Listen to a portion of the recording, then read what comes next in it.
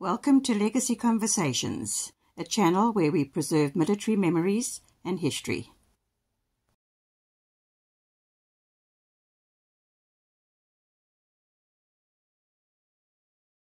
Hello, Internet.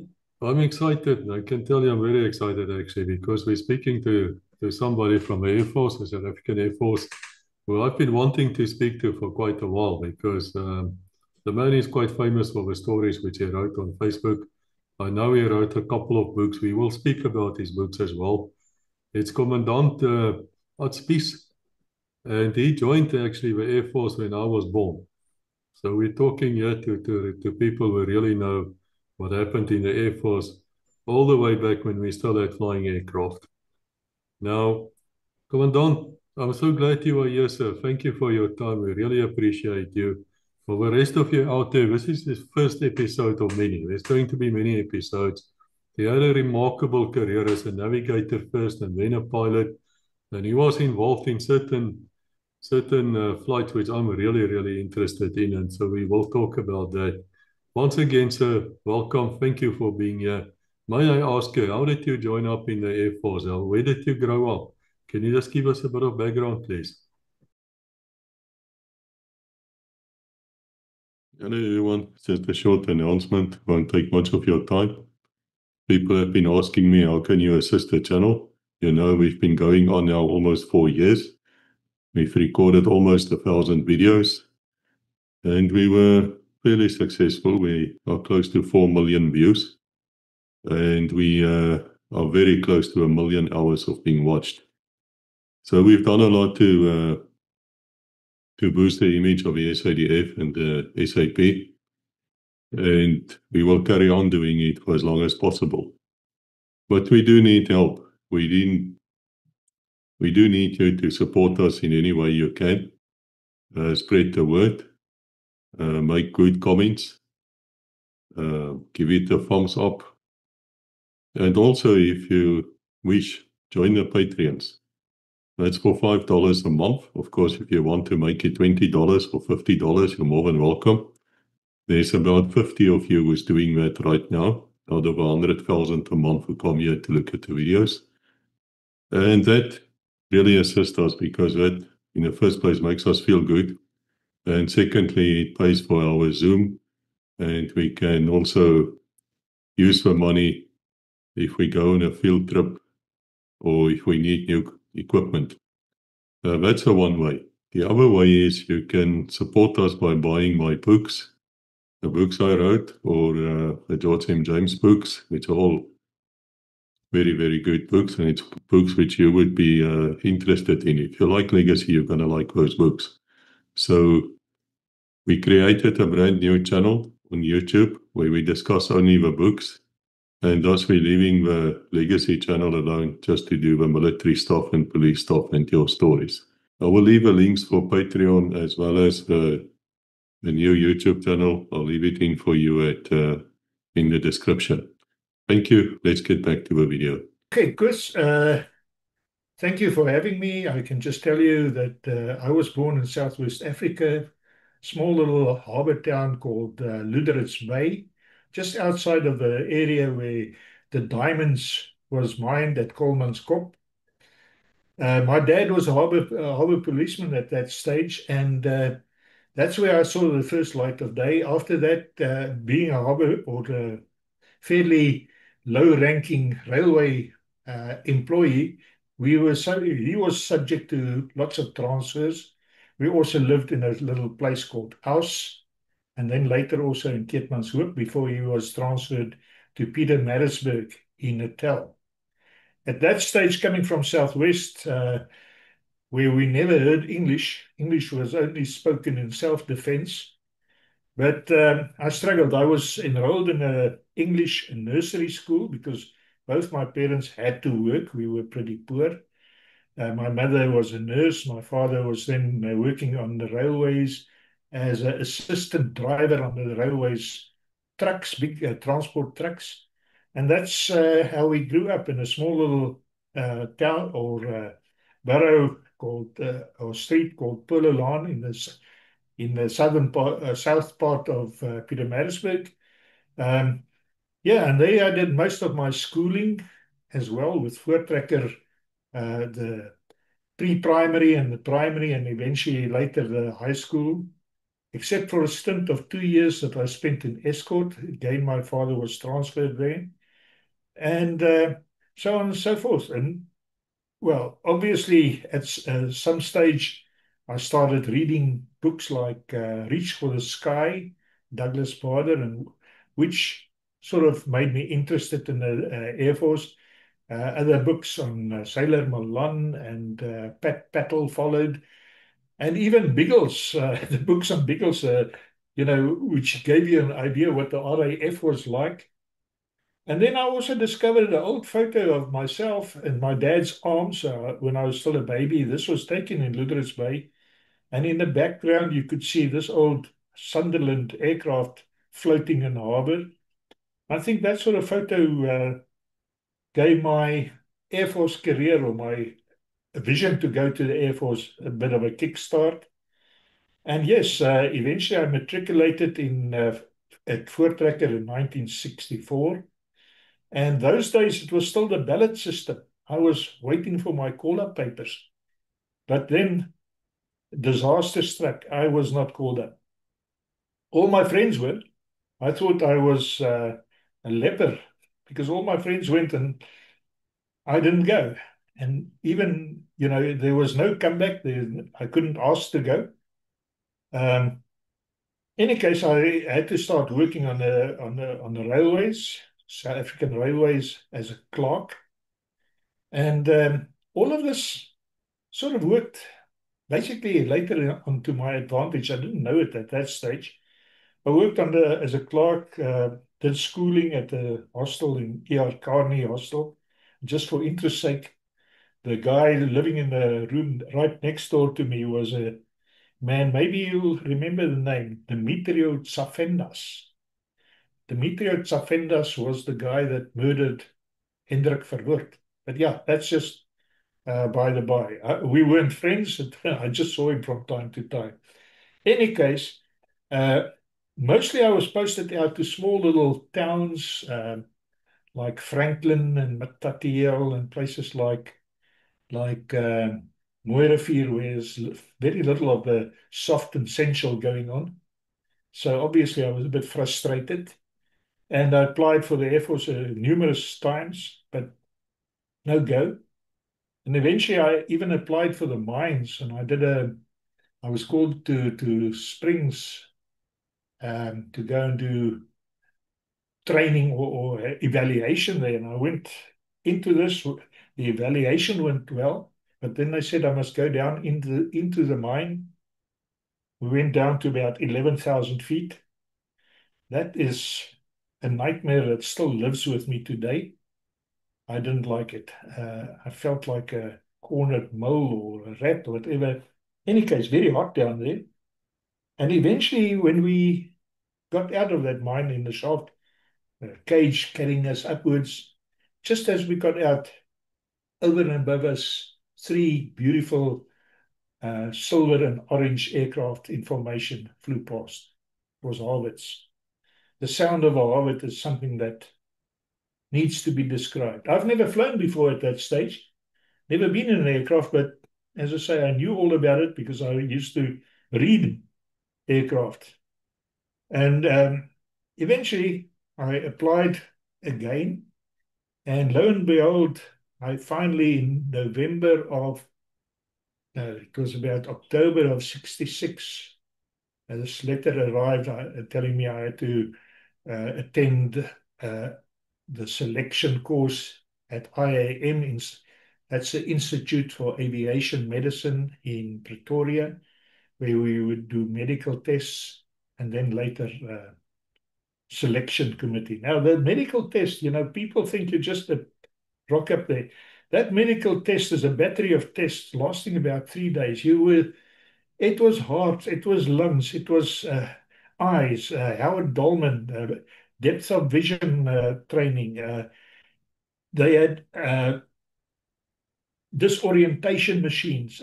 It was your tongue hanging out. You were running from one battery of tests to another one, and blood extraction, and as I say, lung functions and things like that. It was incredible. But after that, it was still the selection committee. Suddenly there was singly, of course, one at a time, you would be ushered into this room sitting with about 5 or 6 senior officers in full dress, gleaming medals. But the most beautiful of that was the wing just above the medals. And they would ask you lots of questions. And luckily, because of the amount of books that I read on aircraft, I could answer most of those. So it looked like I felt well there, comfortable that I would be selected. But then eventually they told me, well, they've got, I think, of the 500 odd people that started, they selected something like 138 trainee pilots. And they said, well, their selection module was full, but would I accept navigator? So I said, well, at least I'll be in the aircraft. And that's how I decided, said I'll go and do the nav course. And but before the nav course started, I had to go through the basics of the gym. So in somewhere very early in January 1967, I got off the train at Pretoria Station with quite a few other guys that went up for this gym or selection course.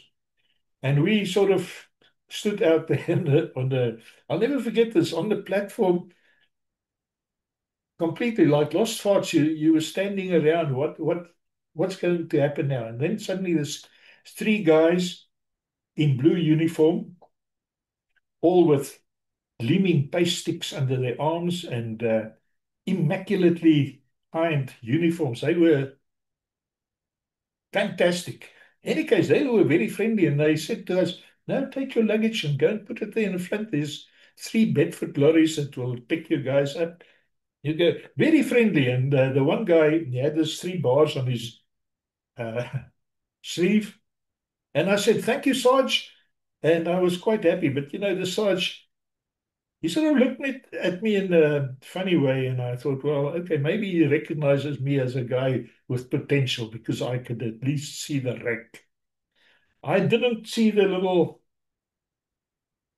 copper insert just above the 3 stripes. So in any case, eventually we were bundled into these, still very friendly, bundled into the Bedfords with flaps on the side and hard seats. No seat belts, really. We went through Pretoria. Couldn't see much because of the flaps. It closed down. We eventually stopped in Valhalla in front of the gym's blue gates. That's where the sergeant's attitude changed. That's when he came right up to my face. The way they speak, very close and very loud. I'm not a sergeant. Can't you see that I am a flight sergeant? And that was the nice way of putting it. He actually said quite a few other words. But in any case, from there on, it was the basic training. Now, if you tell people basic training, you have no rights. The idea is, we didn't understand it at that stage, but the idea is to break people down to 0 before you build them up. This was part of the discipline code. I understand it very perfectly. In fact, myself and that very flight sergeant became very good friends later on. He turned out to be a guy by the name of Forsier. He actually played wing for Northern Transvaal. Very good guy. But in any case, he's now dead.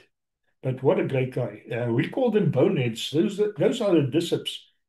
But hell, some of those guys were excellent. They were the backbone of the Air Force. They taught us initially what discipline is all about. We're talking about the gym, if you say how neat things was, I mean, there's no papers lying around. Your bungalows, we walked around on taxis, little pieces of blankets under our feet. So the whole time while walking around, you were polishing the floors. Your bed had to be made square. You could bounce a 10-cent piece on it 1 foot high. It was that solid. Your trommel, or your trommel sort of a thing where all your clothes were packed in, that was in front of your bed. Your shoes had to be polished a certain way on top of it. And virtually every day there was inspections. And very seldom did you pass the inspection. And that just meant more PT and more drill. Now, the drilling was done in the gym had two drill areas. The one was the passing out parade grounds, and the other one was the Sahara. The Sahara was red ground, man, dusty. You would go up there and stamp your feet, and the clouds would hang around you. Your clothes would be clogged with red dust. But tomorrow morning, it had to be washed, cleaned, and ironed, and you didn't. So this was the gym.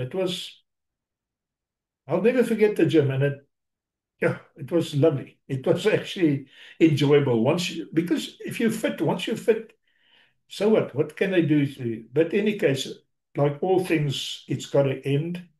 And eventually the time came around that the guys that was going to pilot's course, they were picked up with Bedfords again and transported from the gates of the gym over to De Notter.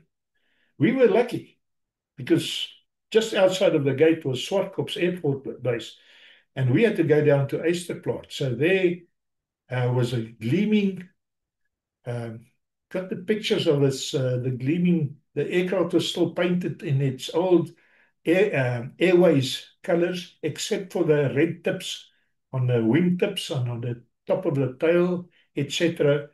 But here was the Skymaster waiting for us, 6901. That was the first time I met up with 6901. Later on, I flew those aircraft myself, and 6901 became the Spook. So that was my first. As a passenger, flying down to Eysterplaat, my first time ever in an aircraft, got to Eysterplaat.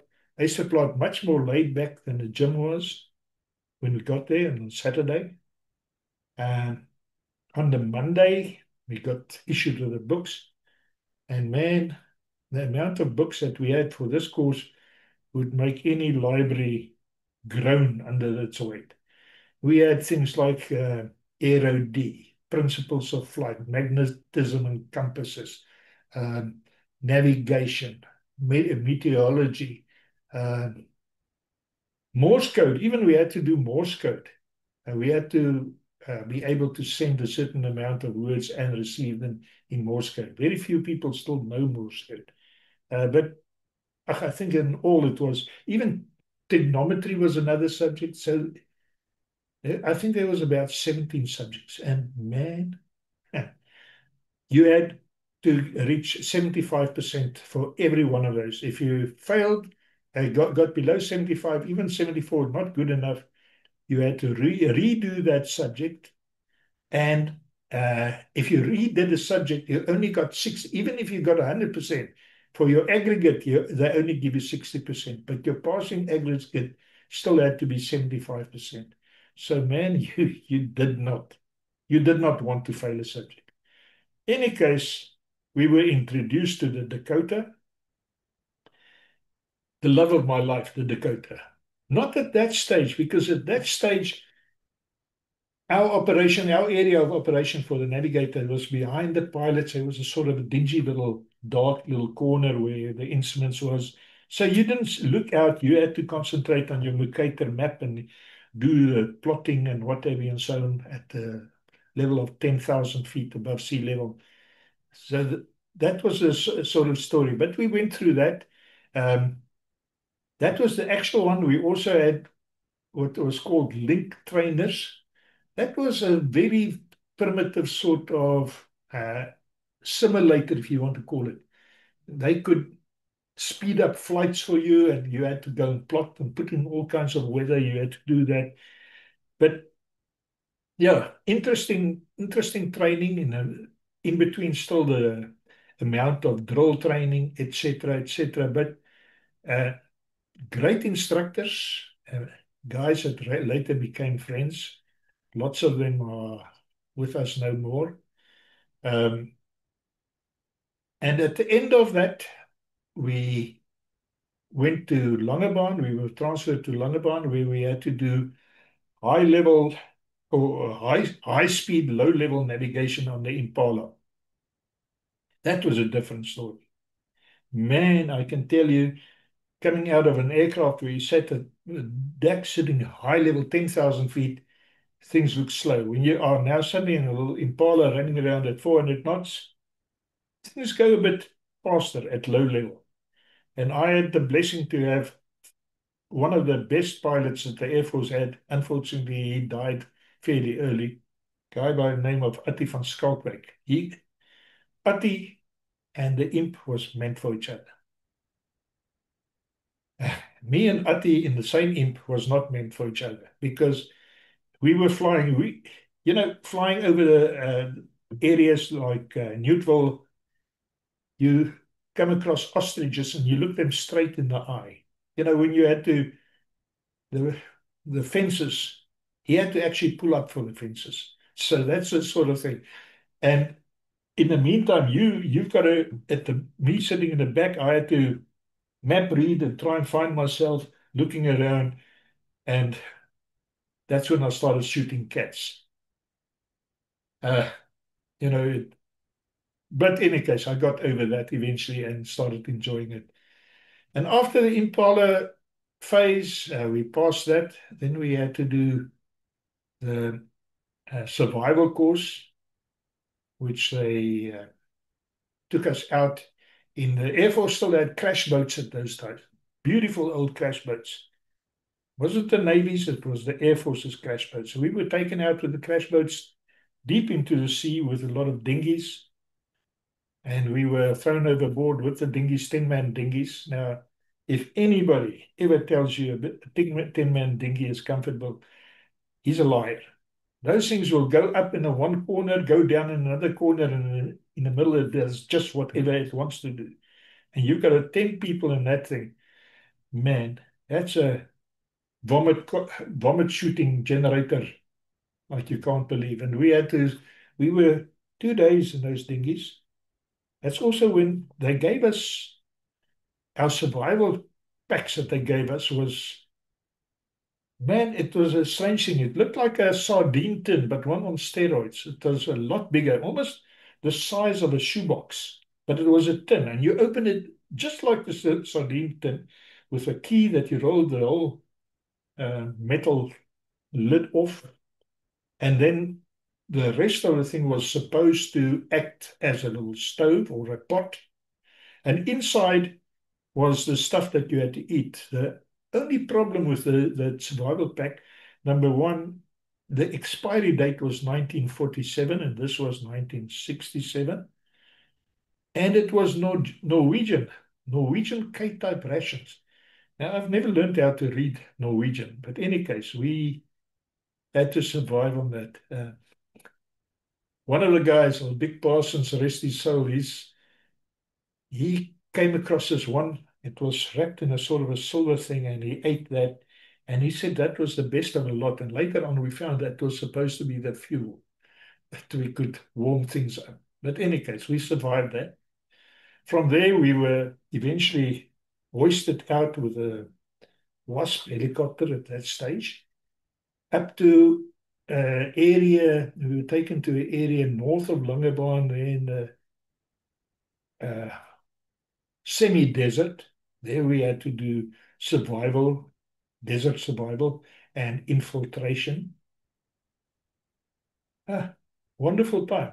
We also had a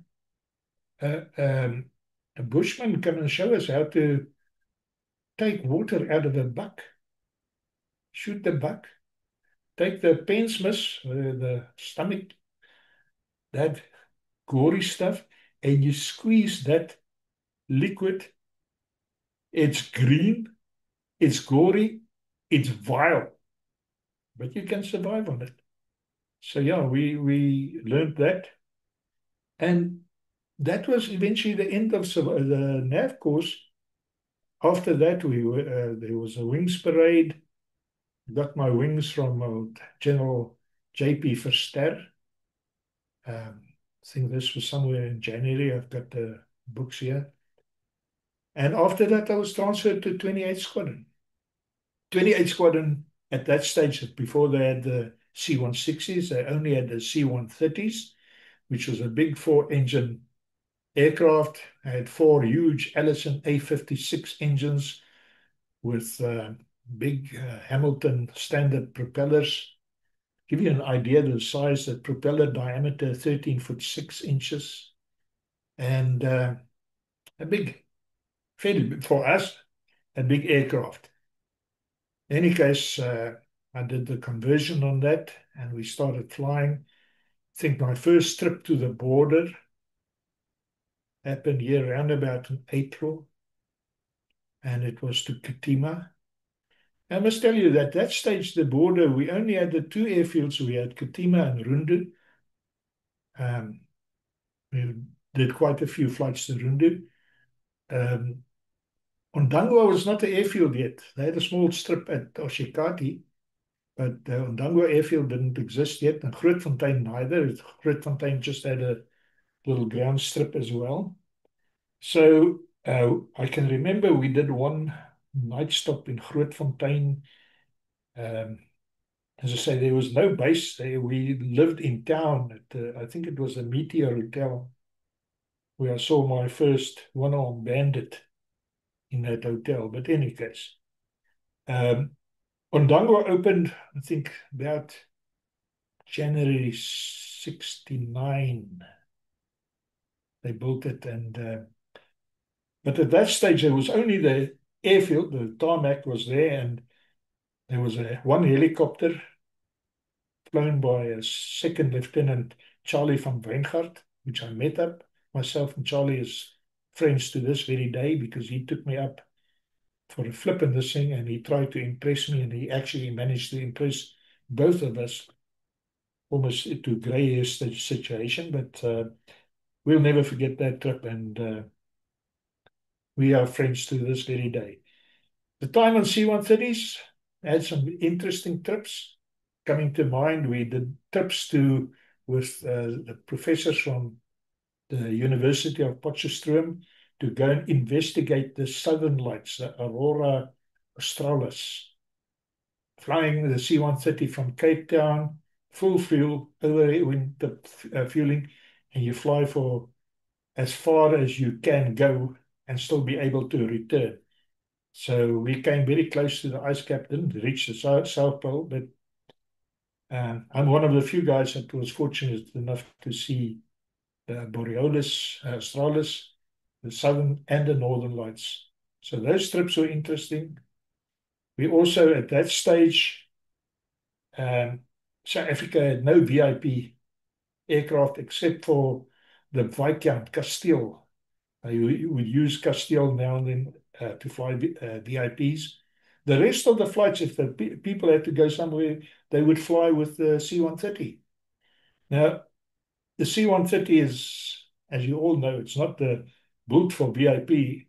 So one guy got this brilliant idea to build a little box for the woman toilet, because the C-130's toilet is, it's not private. But any case, so they had this thing. It was wheeled into the C-130, locked down, and it had a door with a latch, and inside, nice toilets with, obviously almost like caravan toilets with wash basins, so the women could go and powder their noses. But after the VIP flight was over, this thing would be hauled out and parked in the hangar till next time it was used. Now, obviously, people being people, some of the appies working on an aircraft, and they find a rush, and it's maybe a bit too late to get to the toilet, they would run into this thing and use it. So eventually, this thing started smelling at stages, and which was embarrassing in any case. So then the OC decided, well, okay, let's put a latch on it. He put one of these latches, this, what do you call it? It's like a sliding latch with a lock. So obviously this thing was locked when it's in a hangar, but opened when went in flight. So this one, I won't call her names because they're not alive anymore, but she wasn't a very pleasant woman, one of the senior politicians' wives. She went back on a flight down to Cape Town, went back to this thing to powder her nose, and when she closed the door, because of the vibrations in the aircraft, this latch, which is on the outside, slid closed. And then she was trapped in this aircraft until we started looking for her just before landing because she had to step down. She was livid. She was livid. But in any case, that was another story. Another thing that was nice on the C-130, we used to go and do fishing trips. Not really fishing trips because at Rooikop, there was a big base at Rooikop and inspection. So normally on a Tuesday, they would fly up and the army would inspect, and we would only return on a Thursday. And Wednesday, we, as crew, we would ride out to places like, what's this place? Sandwich Harbour and Vierkant Klip and places like that to go fishing. Wonderful fishing. I can tell you a couple of stories about that, but there's probably not time for that. Those were good trips. As I say, the border at that stage was just a little nuisance value confrontation. There was not too much. 2 years before, I think in 1965, the first Air Force action happened at on the border at a place called Umgulenbosch. I think that was in May in 1965. The choppers, our choppers were painted in police colors. So at that stage, the police was the main manner in the boss. The army was confined to base. The police cars used to patrol. Any case, Umgulenbosch, the name Umgulenbosch is roughly translated as the knee of the giraffe, just in case somebody wonders what the name is. But that was the first action. And after that, not too much happening on the border. Every now and then, as I say, it was more infiltration and terrorist action against the farmers, murders and so on. They wouldn't try even get near the military camps. So, yeah, it was slow going.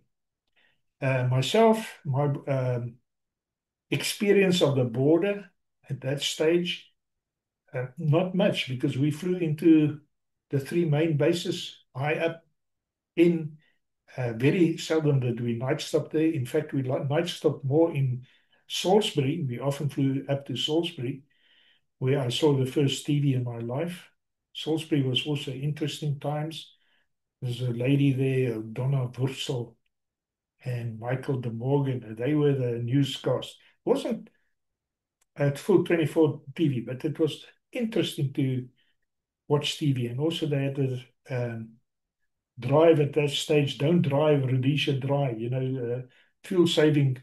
I can remember the ditty that they had on TV and on the radio all the time. But as I say, nothing much. I spent 3 years on C-130s, flew more than 1,000 hours as a navigator there. And then, okay, in the latter part of that time, the Transals came in, and I also did some 300 odd hours on the Transals as a navigator. But then in the end of the beginning of 1970, end of 1970, I got the news that I was transferred to 24 Squadron. Started on 24 Squadron. 24 Squadron is Buccaneer jet bombers. For those who don't know, it's two big Rolls-Royce Spey 101C engines. Could push this aircraft to just below the speed of sound. In fact, it could go faster than the speed of sound. We actually broke the speed of sound once by accident because the Mach tape got stuck.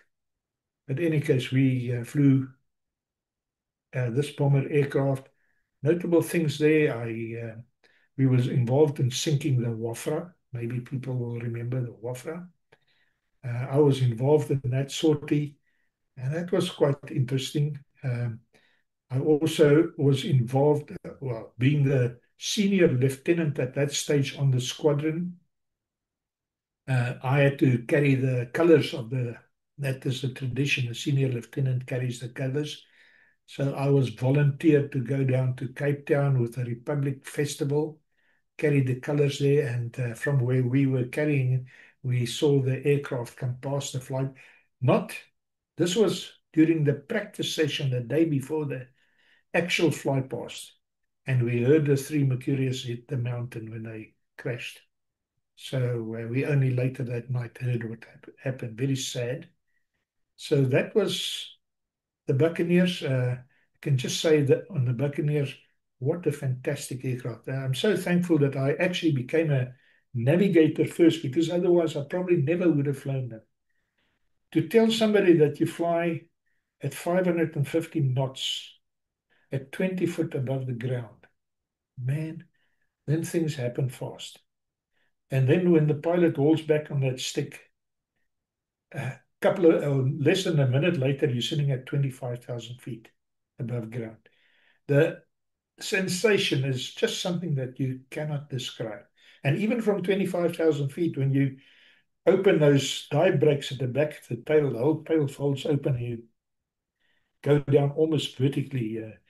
There is no instrument that can tell you how fast you're descending, because I think the VSI, vertical speed indicator, gets stuck at about 8,000. It doesn't show you more, but all you see, the earth comes up to you like this. It is magnificent.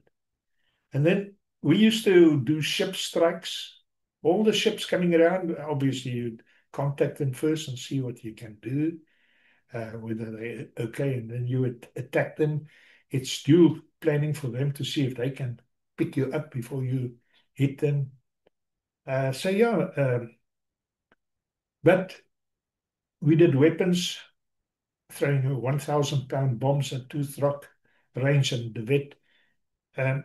Sensational, but I never flew the Buccaneer, or never a crew in anger. We never flew near the border or anything like that. It was, as I say, the border was still just nuisance value at that stage. So, but the Buccaneer inspired me and really generated that feeling that I wanted to fly. My pilot at that stage, a guy called Johan Nieuwoud, fantastic guy, also dead now. He encouraged me. He said, "Art, you must follow your dream." So I applied. The OC of the squadron was not very pleased with that, because he said they have spent a lot of money training me on this aircraft, and just now when I'm ready to be operational, I'm leaving. So he was against it, but luckily somebody in Air Force headquarters said, "Yeah, I can go." And I went to pilot's course. So that's when I met up with the Harvard in a real case. Now, the Harvard, man, what an aircraft. What an aircraft. We all, every pilot that's ever flown the Harvard in the Air Force, it's with reverence that we talk about the Harvard. It was just something else. When you look at it sputtering when it started up, we as pupils had to have our parachutes, because the parachute, you fly the Harvard with a parachute, and the parachute is also the thing on which you sit. But you had to have this parachute folded neatly under your left arm. The right arm, you had your bone dome. The bone dome is a crash helmet, but it's just the outer of a crash helmet. The inner had a sort of a blue skull cap that you fitted over your head with the mask. And this, carrying your parachute on this arm, you walk out to your aircraft, and you go and place your parachute, hang your parachute over the tail, the left-hand side, the tip, because the inner part, that's for your instructor, that's where he will place his parachute. Now you put your parachute in so that the back straps hang over the front. The parachute itself is lying on this thing. Then you do your pre-flight inspection. You walk around the aircraft anti-clockwise and you look at everything. I think Chris, you talked about shining the lights in places and so. Harvard's not that big, so we didn't have to do that. But you would check everything, all the fasteners, the tail surfaces, the control surfaces, and see everything is okay. Go around, you've got to swing the prop because the Harvard being a radial engine, the fuel would run into the bottom cylinders. And if you then start, you would get hydraulicking and you can break the crankshaft, etc., etc. So you had to first check that the magnetos is off. Then you would hand swing this prop through at least 2 revolutions to see that there is no hydraulicking. Then you complete your pre-flight and then you go back to your parachute. Now, at that stage, you take the 2 lugs, the 2 straps hanging down, and you put them over your shoulders and you drag them down like this and hold them and you walk forward. So as you walk forward, your parachute falls off the tailplane and it slaps you against the butt. At the bottom of the parachute, there's a loop, and you grab hold of this loop, and these shoulder straps, you wind through that loop on the other side, making sure that the family jewels is there's space for the family jewels. On the left-hand side, you had this big buckle coming across, and all these straps eventually all got stuck into this. But now you've got to tighten all this and say with great care about the family jewels. But now you are walking bent over like a Valentino Rossi when he goes to his motorcycle. It's quite something. So you walk around like a dinosaur or whatever. Now you've got to climb onto the aircraft. And this is where the Harvard has got a step on the left-hand side. You grab hold with your left hand. And then you've got this paint job on the inside of the wing, non-slip area that you can step on. And now you climb carefully into the front of the Harvard because the instructor sits at the back. So this parachute that's on your bum, you will see it slides into the seat that's got a sort of a hollow, and it slides in there. So as I say, this becomes a cushion. And now you sit, and now you've got to start this. Man, I tell you, how the guys invented something that is as strange to start. Not as strange as some of the First World War aircraft, but you had to take the stick, you hold the stick back, and you put your right leg around that, the left leg around the stick to keep it back. Your right foot, the starter button, you had the starter button and the what do you call the gyros that you had to wind up, so you had enough power to turn the engine. So the heel, I think the heel was the starter button. The front part, you put your was for the gyros. In your left hand, you had the wobble pump, which was the pump. There's no pressure yet, but nothing started. So you've got to wobble this thing up and down to get pressure, fuel pressure to the engine. And on your right hand, against the dashboard, there's a little, almost like a Primus stove of the old days. You had a little pump there, which you go, and you've got it in and out until you've got enough pressure, and then you squirt some fuel into the cylinders while continuing pumping here. And you do that, and then you engage this motor with your foot, keeping this stick to. Then if you're lucky, if you did everything in perfect unison, this engine would study, the prop would start turning, and suddenly it would bark, and big puffs of black smoke, blue smoke, and it would stutter into life. From there on, you had to manipulate the throttle, the pitch, and the mixture. Mixture not too rich, the throttle not too far forward, and the pitch to the right to get this aircraft to start. And then if you're lucky, it works the first time. You're not lucky, you've got to try it again. In the meantime, you've got a very irate instructor sitting here at the back. he has hauled out his stick because his stick was removable from the back, and he would, through the radio bay, there's a little opening, he would bash you against the head and say, do that right. And then eventually you've got this thing running. And it runs well. But now you can't see. The Hobbit sits at about an 8-degree angle. So this big radial engine in front of you obscures the vision directly. You can see there to the side and that side. So you taxi it like a snake. Looking out this way, that way. And then you got to get to the runway. Donata didn't really have runways, had an open field where they had 3 runways marked out, just sort of stones, white, painted white, going in a direction of 0, 1. That's 0, 1, 0 degrees, magnetic, of course, and 19 to the other direction, and then 2709 across the runways. So you had 3 runways that way, but you could also use center left, center right. So you actually had 5 runways that you can have. And our course was one of the biggest courses. You could have people sitting left circuit and right circuit. You know, man, it could go crazy in that circuit. So yeah, what an interesting time. And then going solo eventually. When you eventually reach your dream. Oh man, what can I say? It is unreal. Unreal. To tell people, John Gillespie had written a poem about it.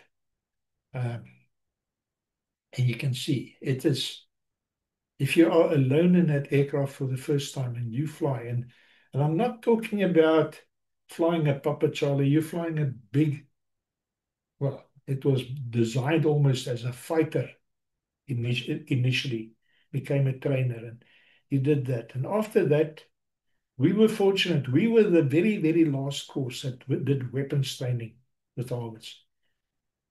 After we finished our flying part, then we were transferred to 8th Squadron Bloemfontein, where we went to De Brugge with the Hobbit, and we did rockets, bombs, and machine gun.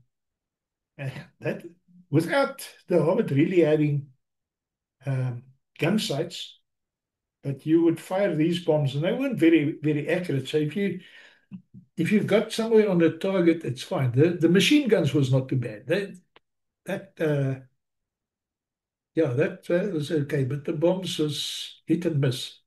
But in any case, we did that, and once that was finished, we all went down to Langebaan this time for our wings parade. And that was the end of the pilot's course. From there, I was posted 42 Squadron, Watch. Well, I'm really fascinated, but I think we should, if I can ask a few questions to you now, Commandant, I would be very grateful. Okay. This is such a fascinating story. And I also want to say to all of you, the cat is meowing here in the background, so if you hear that, forgive us, but we've got 3 of them here. And one is very small, and the wife has gone to Hotong Beach to swim, and now I want food. But anyway, now that I have you here, so I'm really grateful for this. Isn't it true that the late Colonel Jan Breitenbach was also a navigator, but I think at the Royal Navy? Yeah, that is true. He was a navigator at the Royal Navy. In fact, he also started. He was this. I don't know how he got involved with the special forces there, but he came back and then he started the Reckies. He's the father of the Reckies. What a fantastic man. I knew him as a friend. I flew him around often. When I still lived in Plettenberg, after I left the Air Force for a while, we used to congregate regularly at just outside of, what's this little, near Knysna, a Willie Ward at a pub there. They called it Fort Outeniqua. So we used to go there regularly. And in fact, one night we were sitting there with Jan Breitenbach, Willie Ward, and lo and behold, in walks P.W. Botha and his wife. He was at that stage married to the English. His first wife had died, passed away. And so we had a good time there talking about old times and things that happened in the past. Yeah. I think Willie Ward, unless I'm mistaken, and if I am, please forgive me, but at one stage Special Forces had like a ad. And Yeah, there yeah. was a guy driving with his beach buggy with quite a beautiful blonde woman there next to him. Yeah, yeah. And I heard it was Willie Ward was actually driving that beach Yeah. buggy. Willie Ward, yeah. It's in Sedgefield. Sedgefield. That was where he. I don't know who owns that place now. Willie has passed. But yeah, Willie Ward, he set up that place. He had a ox wagon pulled into the place, and it was a recce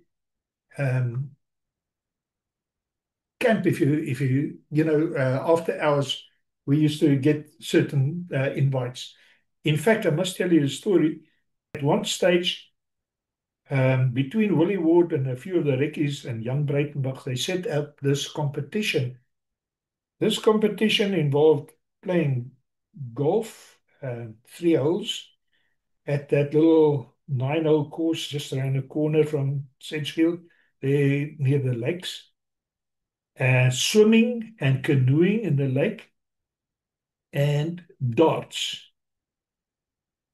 And myself and a chopper flight engineer, I forget his name, we entered this competition and we won it. Jan Breitenbach was disgusted that we had to give the shield to the Air Force and not to the recce's. But in any case, yeah. But there were other interesting people during those days at the Air Force. I think of the two rugby players. Wasn't Mannetjies Roux an instructor pilot? Yeah, Mannetjies Roux, but Mannetjies Roux, he became a pilot, and those days they had what was called the cordings, and just after becoming, the guys left. He went farming, so I never met Mannetjies in the Air Force. The guy that I knew very well and actually played rugby with for Voortrekker or for Waterkloof at state was Alfred de Pre. But that was after, in his old, I would say old age, before after he left. He didn't play Springbok anymore. He was in can't remember. It's not a safety officer. They made him a commandant, and he came back. So I remember him very well.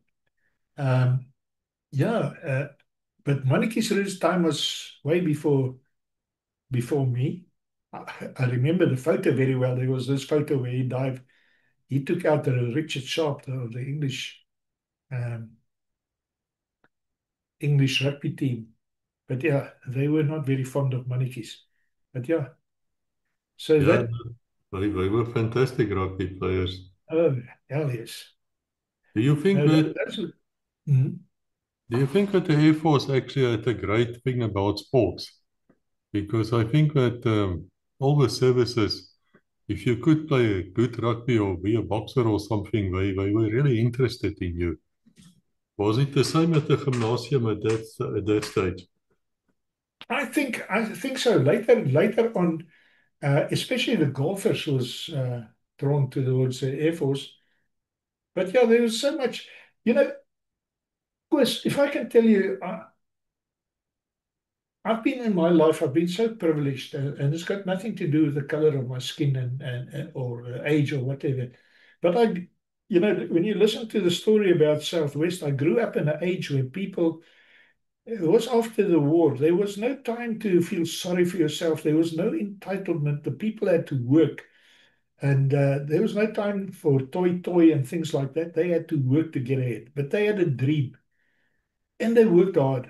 And I got into the Air Force. The rules were laid down. There's no freebie here. If you fail the subjects, you are out. And there is no ways, no political comeback or anything. You are out, you're gone. And it's a one chance only. Yes, it didn't cost me to be trained. But then also, when I started, when I talk about the time on 28th Squadron, the guys that we met there was the guys from First World War. Our OC was a guy called Freeman, George Freeman.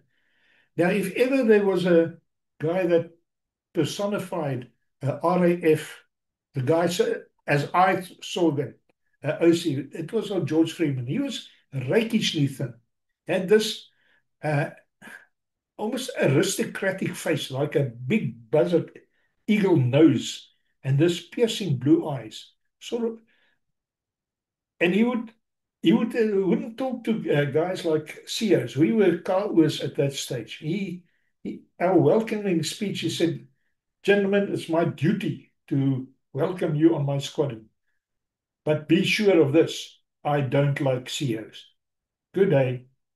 So that was our welcoming. This was, there was no freebies. It was your work. You volunteered to be there, but it was not like, I don't know. And yet, the guys nurtured us. Whether they hard on the outer, but, in their shadows, we grew and we learned the traditions the hard way. And we enforced those traditions in our own way later on.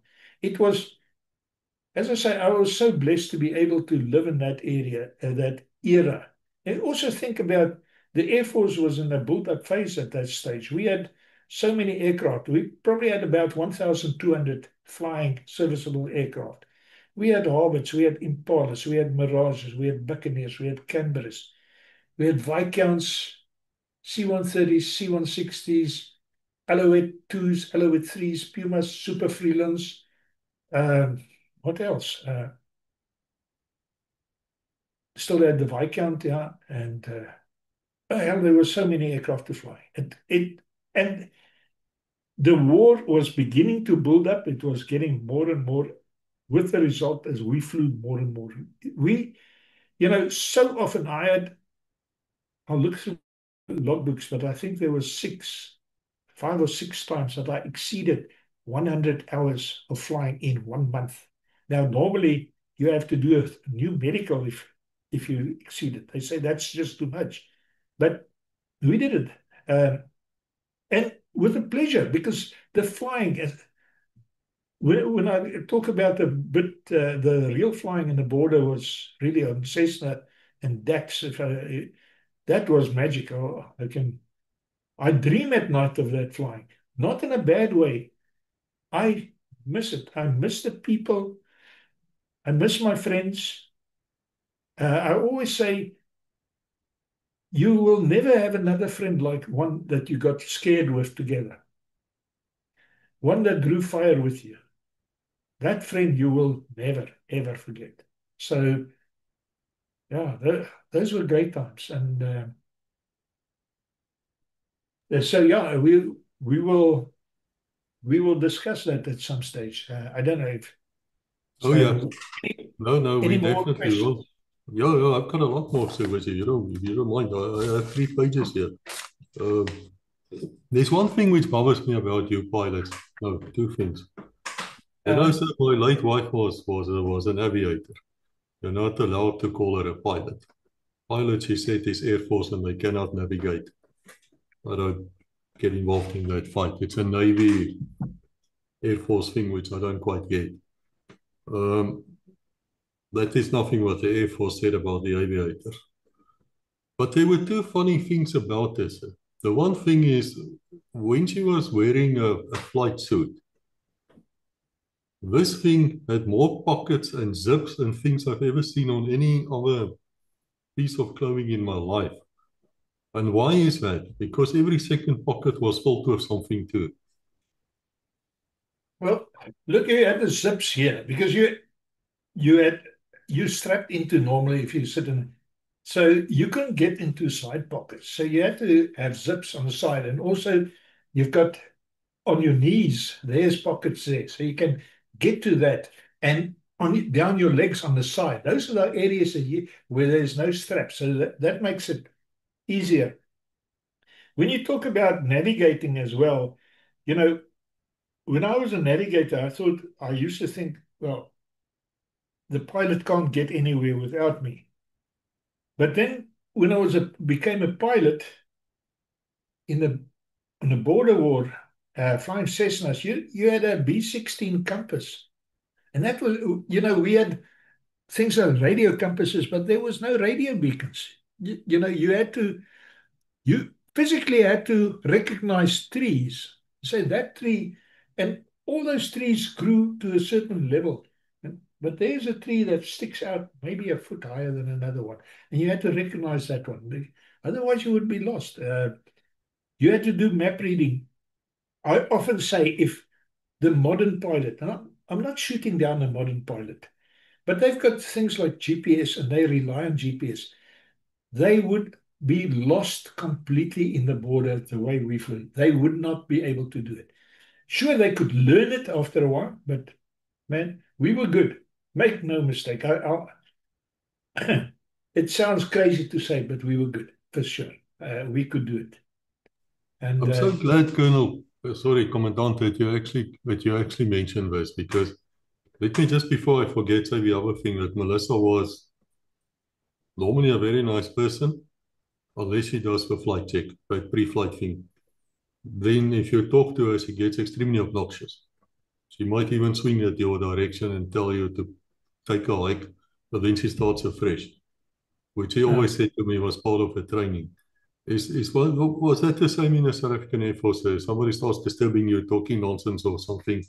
Is it really that important, your pre-flight? Oh, yeah. Oh, yeah. No, the pre-flight, look, you're the third line of defense. You can't, when an aircraft stops in the air, you can't get out and push it. You're going down. So when you look at the guy servicing your aircraft, you've got an appy servicing the aircraft. He's trained on it, but he cannot sign it out. There's a sergeant major that goes and checks that you've done it right. Then you are the third line in this. And people make mistakes. I found aircraft very, very seldom that I've gone out to an aircraft that I found fault with it. Very seldom. But you take it seriously because this is your life. You're talking about megabucks in terms of equipment. The money is megabucks that you're flying. I mean, when you look at the C-130 today, I wonder if you had to buy it now, what it's going to cost. You cannot be oversure. You have to make sure. That's why you go and look at everything. Because in an aircraft, not so lekker if it goes wrong there. So it's important. And during the pre-flight, everybody, you don't want distraction.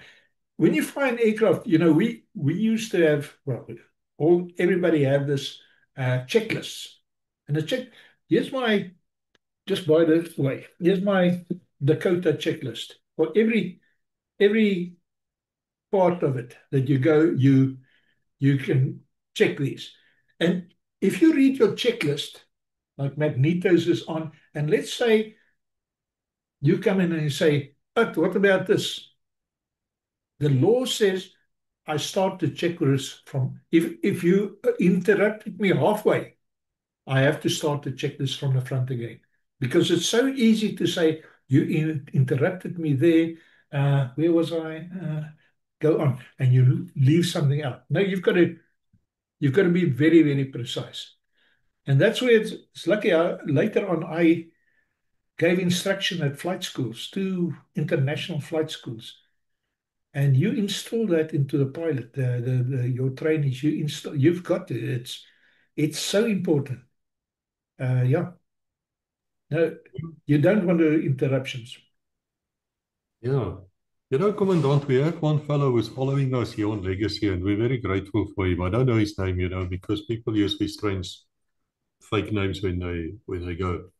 And a very polite fellow. I know he did his national service as a computer expert or something at Army headquarters in Pretoria. But he obviously knows something about aircraft and military and so forth. And he keeps on asking a question there, why did the Air Force pilots and navigators on the border not use LORAN or LORAN, I suppose you call it, and all Loran, these yeah, Loran. these flight the beacons, and Yeah. things. I think you answered it already, sir, but if you can answer me again, so we can explain to this fellow why you guys were doing dead reckoning, using your compasses and things, besides the fact, of course, that you were being tracked, I understand, Okay. by the Cubans and Russians.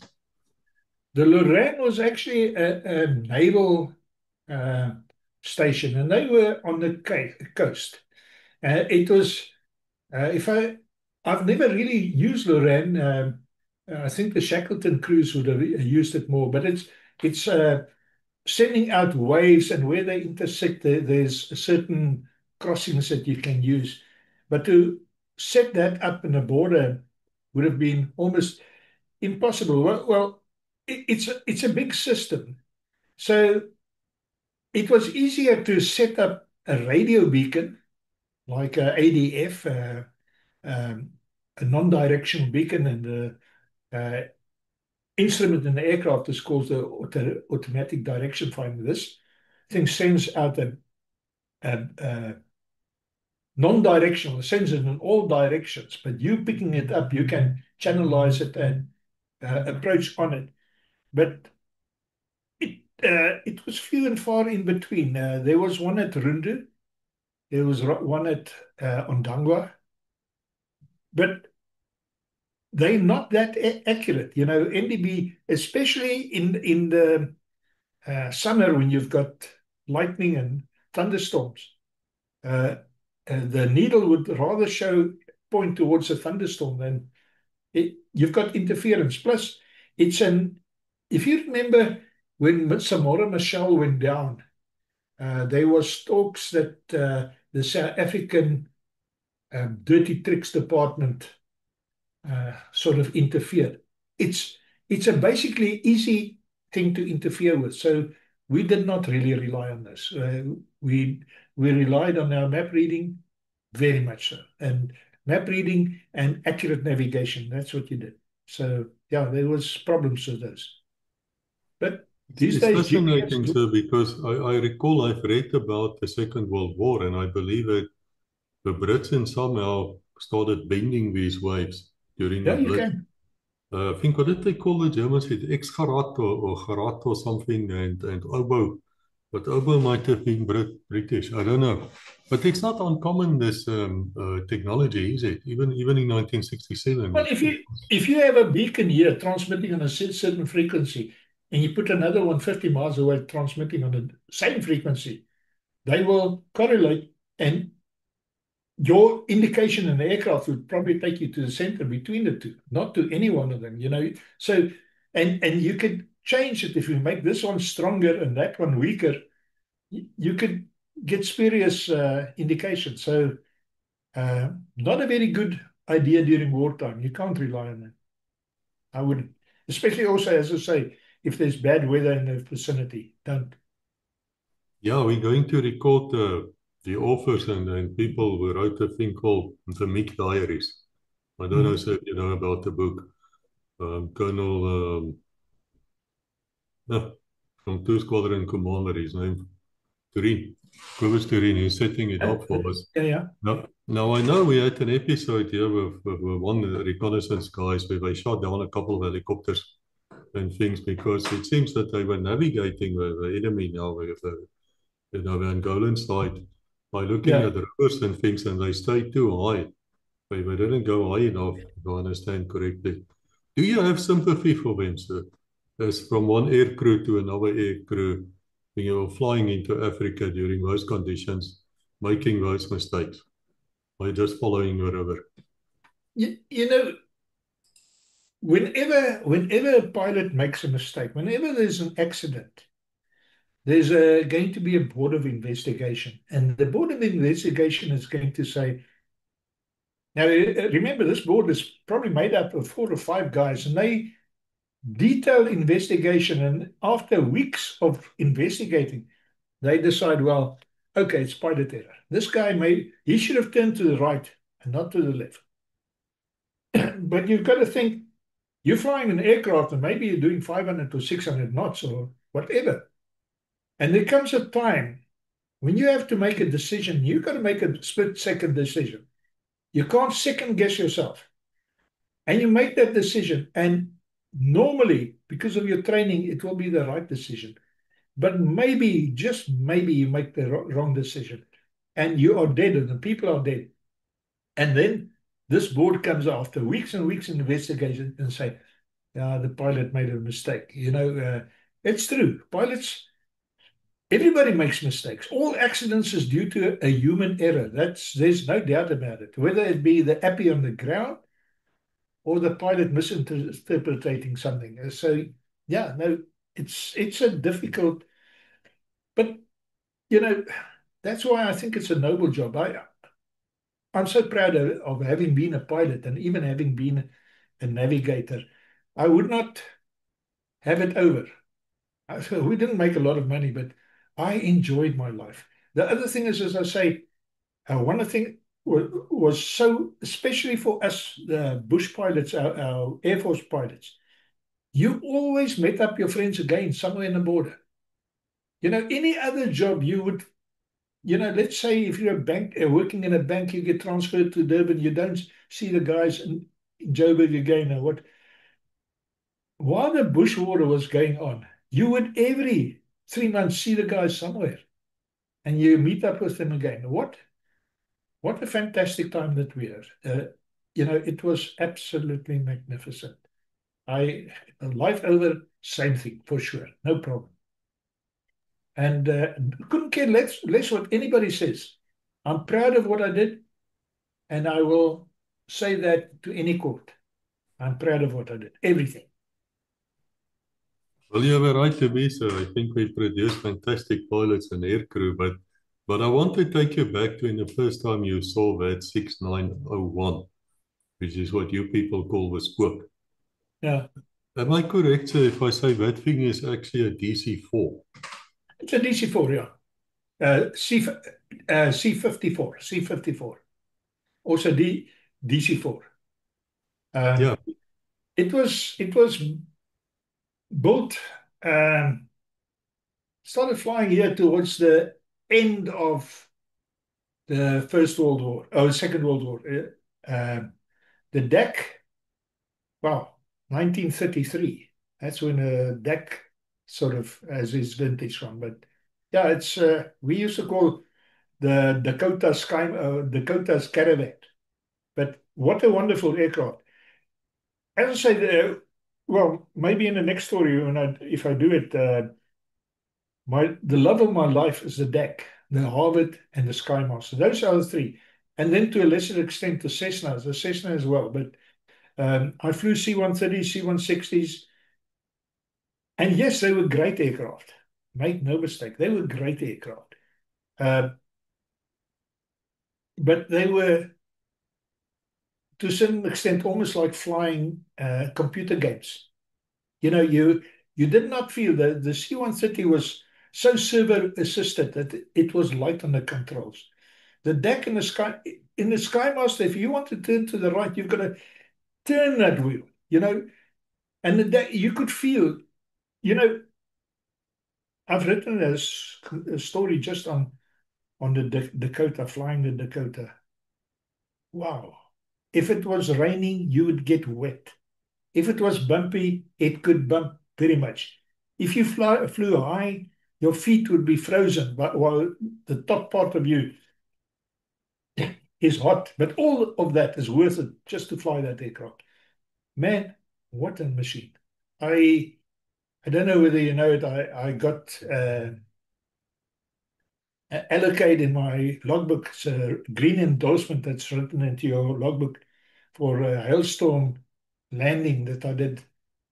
I was trapped in this thunderstorm coming back from Old Rhodesia, and the ice broke our windows and hail. It knocked my co-pilot, who was the chief of the Air Force's brother, Errol Earp, knocked him out at that stage. And we lost all our flight instruments. They didn't work because the pitot heads was bashed away. So eventually I sat there. I had no speed, couldn't see any speed.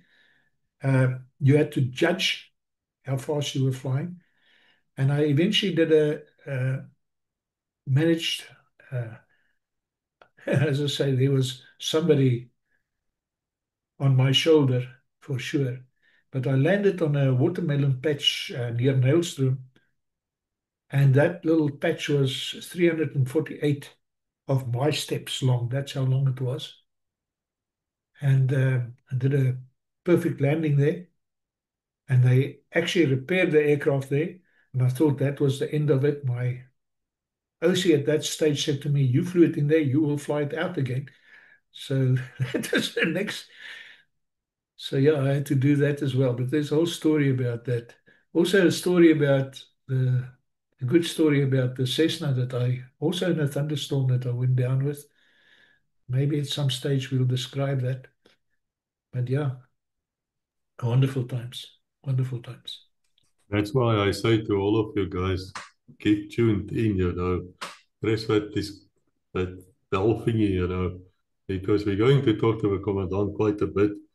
I just want to say to you who are new here, you're welcome, but should you search for the C-160 as well as the DC-3 over the Dakota, the C-47, actually, I understand you never had a DC-3, it's more Dakota C-47. Yeah. We do have 2 episodes on them as well by Colonel Brian Wolford, Tiger Lily, friend of yours, sir. I'm quite certain. What a wonderful old chap. I stood waiting there, and the next moment this guy arrives in full flight uniform, just off a golf course. He just walked about 18 kilos, about 80 years old, and he just started talking. It was one of the most fantastic things. But sir, can I take you quickly to the Buccaneers? There's 3 things I think we just need to quickly expand on. The first one is you mentioned where that ship was sunk. Now, I vaguely remember there was a burning tanker or something, and to prevent oil spill, the Air Force Yeah. attacked it. Can you tell That us was the about that Wafra. incident, sir? Let me just grab something here. Yeah, no problem. Here's my logbook. I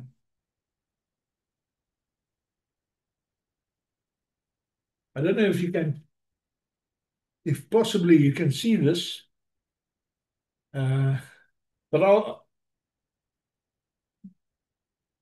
hang on, let's see if I can get this. Can you see anything there? Okay. That's the whole story about the Wafra. But what basically happened, this tanker, can't remember how it struck. It started leaking and started sinking, and it was spilling oil all over the ship. I think it hit. I can't remember exactly maybe if I read that again, I'll see it.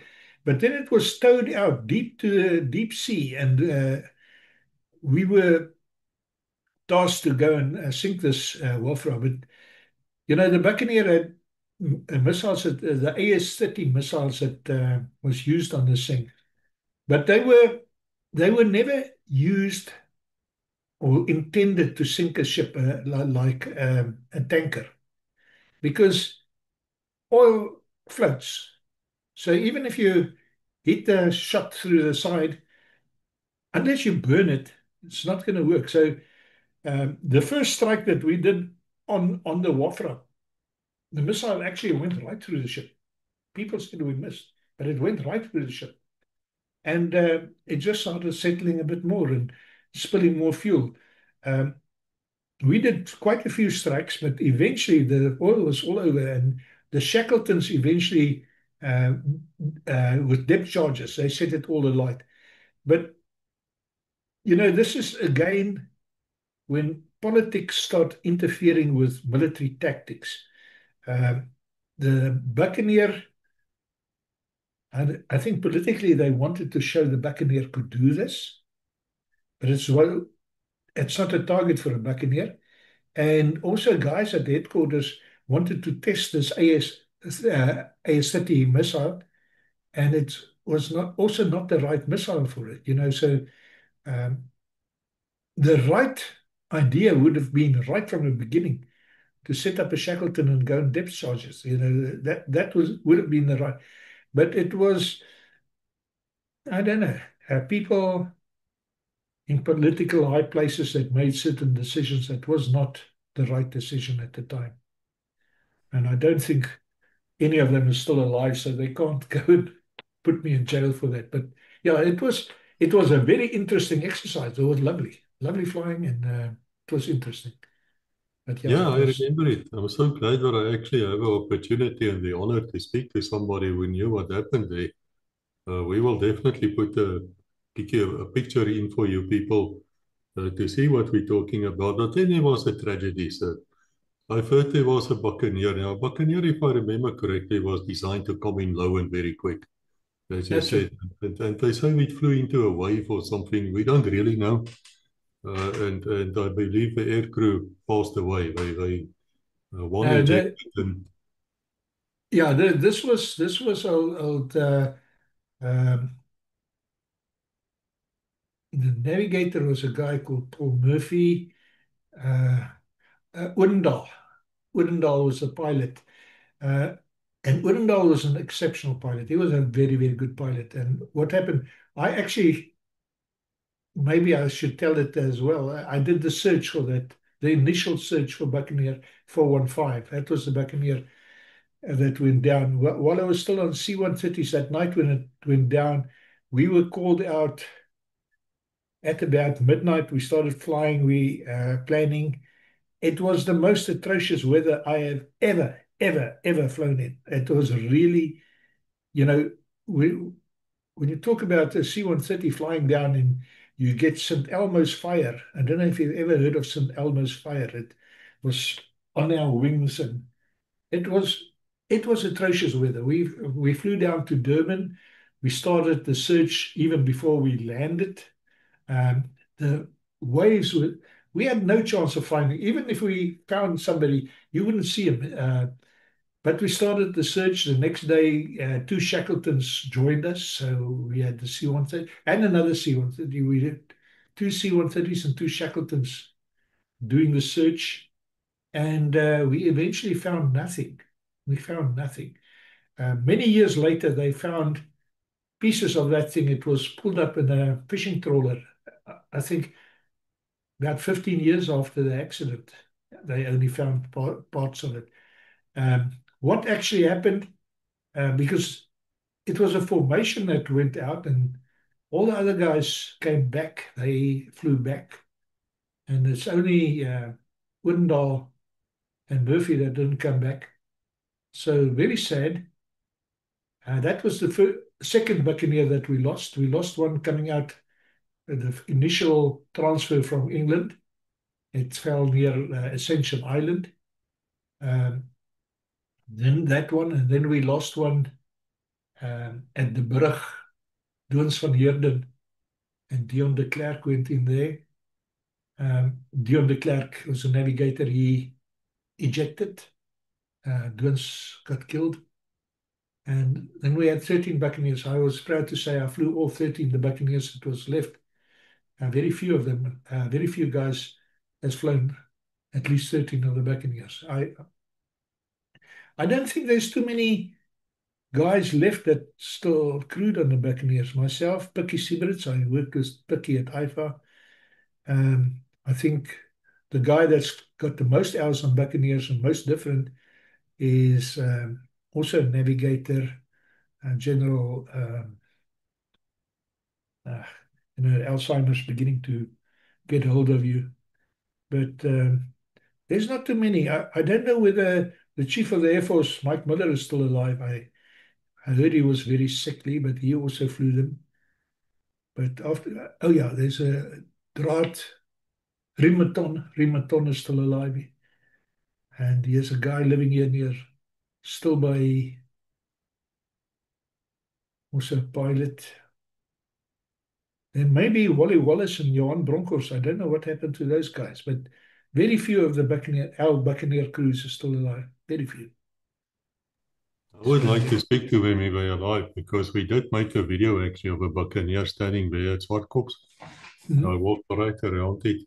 And they told me a story where they said there was one of them who actually caught fire on the runway. I think it was Colonel Yeah, Sieberts. that was Picky Sieberts. Yeah, and they had to Picky run. Sieberts, actually, it was at Petersburg. They were taxiing and he lost hydraulics. And then he taxied into, we said he played Pac-Man with a bunch of Mirages or Impalas. I think that was the most expensive accident the Air Force ever had because the Buccaneer was destroyed and I think 5 or 6 Impalas burnt out. So yeah, it was just one of those things. But that was Picky Sieberts. Yeah. Just one of those things. They, lose hydraulics, you couldn't stop the aircraft. And that thing is that's a heavy brute. That's a big machine. That. Yeah, it's impressive when you stand there right next to them and you can't believe it, this thing. But I want to touch on that dreadful day. I think it was 1971, so you do mention it. Where the three aircraft flew into Tafelberg. I think with the opening of Parliament, that's what happened. I've heard that the weather was also not good. Republic Day parade. It was a Republic Day parade, and they three. I knew all of those guys. In fact, the one guy, one of the pilots, he was from our squadron, Jerry Snyman. He was from, in fact, two of them. One guy was Everard Lofhennen, Jerry Snyman. There was a youngster, I can't remember his name, but he was selected for the Springbok rugby team. He was going to be a fullback. And he died there, but as a passenger. They actually took quite a few passengers with them, which was probably not the right thing to do. But yeah, quite a few people died there. We heard it. We were on the parade. Old Himstra, that says the chief of the defense was Himstra. Himstra was actually standing on the podium. At that stage, there was talks that the whole of the defense force would be eventually going into the same color scheme, our uniforms. And the uniform color was what was called Kalahari Sant. And that was the first time ever I saw Kalahari Sant. Now, Himstra was actually a trained pilot, so he was Air Force, really. And he suddenly had this Kalahari Sant. I didn't like that. Luckily, we never went there. If you also see one of the photos that I sent you, you'll see the essays on my tunic. That was when I was still a Karl. That's also something that I was bitter. Why did they take away the essays? And it was one of those strange decisions. The one day they said, okay, all the essays must come off. And 2 weeks later they said, no, essays must go back on.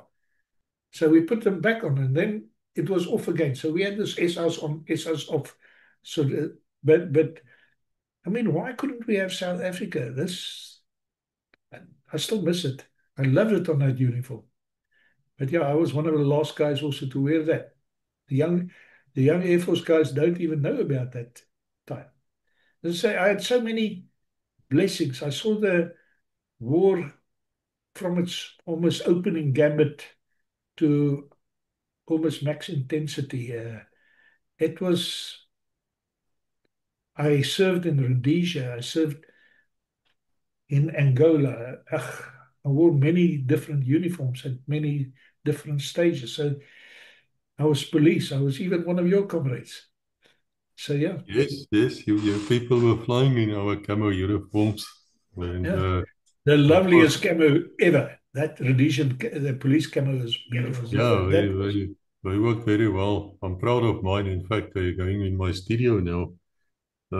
But I have two more questions, if you don't mind. I know we're going to speak many episodes, but I'm so fascinated. I spoke to a dentist, Captain Mossie van der Merwe. He was of the Hunter Group and then of 2nd Turekkie. And then he became a pilot. He became a SAF pilot as well. And I asked him, I said to him, now Mossy, tell me, how do you wear your parachute wings of your special forces and your pilot? Which comes first? And he had a long explanation about that.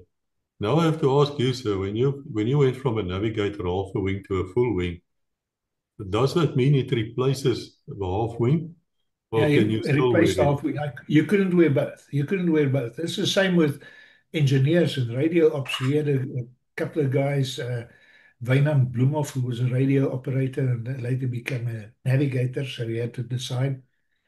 Um, there's quite a few guys that we had to sacrifice the one wing. In fact, you know, I'm still proud of the nav wing that I had. Of course, blood, sweat, and tears for that, and I did a couple of trips on it. So I used to wear my nav wing, but only nav wing on my mess kit. Uh, just that was only, but on my tunic, I was not allowed to wear it anymore. So yeah, but I But never parachute. I think the parachute wing they wore on the opposite side. You the parachute wing is, yeah, I think it's the opposite side. It's not the same side as a nav wing. So yes, yeah, he was explaining something about the yeah, qualification and well, he had and you quite a can do it that way. technical thing here. But I need to ask you now, sir, if you walk towards your aircraft, especially something like a C-130 and the trooper is standing around, and you look like you want to fly this thing, but you're only wearing half your wing, isn't there a few prayers perhaps going off, wondering why are you? Well, look, as I say, when I flew the aircraft, I had my pilot's wings on. But but I must tell you the story. I was seconded to Lesotho Air Force. That was in 1991 to 97. I was seconded as their chief pilot, and I had to go and fetch their aircraft. They actually bought two CASA 212s in Spain, and it was flown out to South Africa, and they flew them. And within the first week, they crashed the one at Katja's Neck, killing everybody on board, and a big tragedy. And then they realized that their pilots weren't capable of flying it, not yet. They didn't have the experience, and then they asked the Air Force if there was any pilots that they could second to come and train them and so on. And that's when I volunteered. So that's how I got there.